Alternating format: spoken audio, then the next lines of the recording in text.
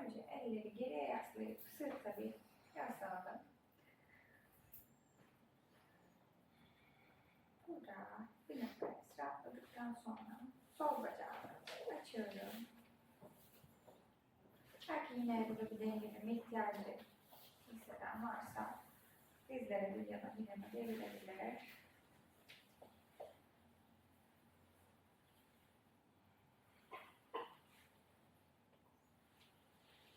Ve sonrasında tekrar ayakları açalım açabildiğimiz kadar.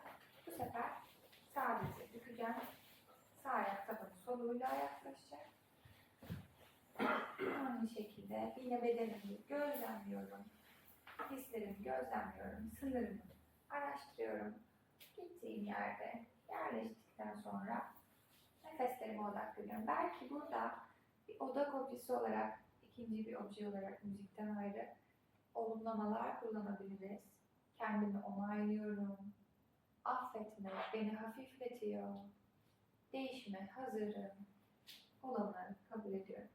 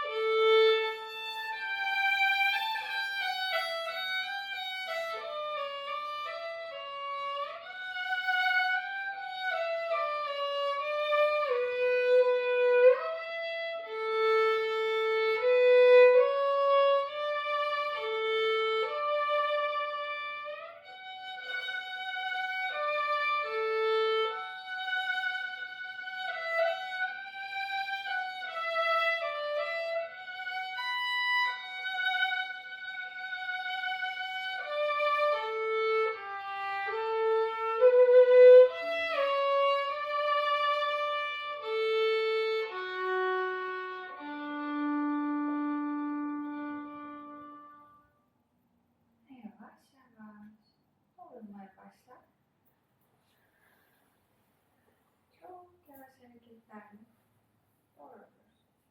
Yine ayağını düzeltmeden önce geriye yaslan. Ayağı uzat. Belki bacakları sallayıp rahatlatmak isteyebilirsin. Yine ayak tabanlarını yere basıp dans edeceğim.